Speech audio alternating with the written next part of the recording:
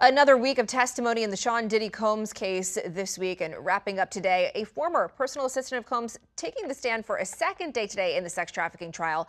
The woman is testifying under the pseudonym Mia and said the music mogul physically and sexually assaulted her repeatedly when she worked for him, and she felt trapped with no safe way to report the abuse or escape.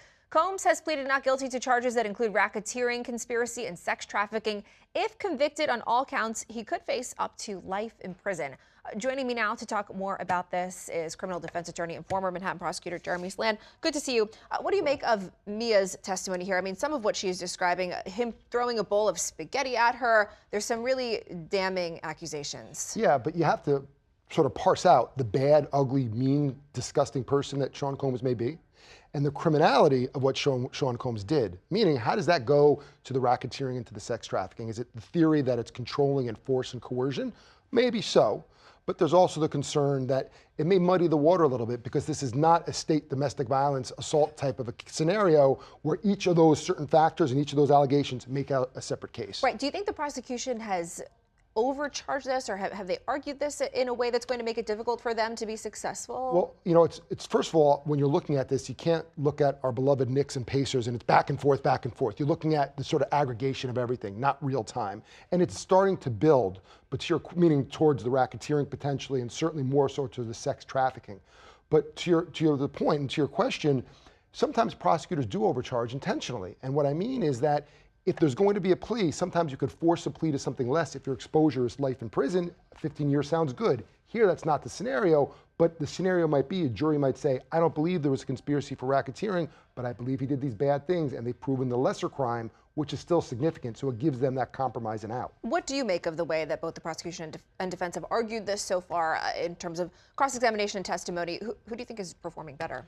So again, it's not sort of real-time back and forth. I think that it's been slow coming for the prosecution, and the defense has not had to do all the heavy lifting as of yet.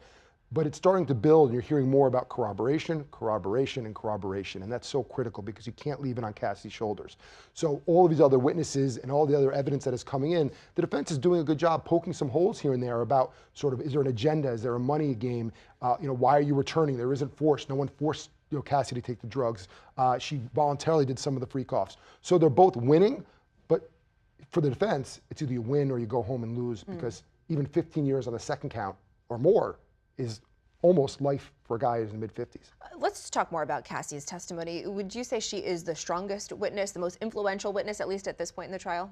She's the strongest because she is the first-hand witness who was the victim, if you will. For other people have been victimized, if true, but she is the real victim, and it's a lot on her shoulders. Also, she came to you not as a 23-year-old or 24-year-old woman who wanted to write a record, or pardon me, have a record deal, but as a pregnant, about to give birth woman who is far more empathetic and sympathetic when you're looking at her. So from the defense perspective, that's really difficult when you're hearing from Cassie, you're hearing from her mother, and there's all sorts of corroboration, but it's got to be more than Cassie, and that's what's slowly developing now.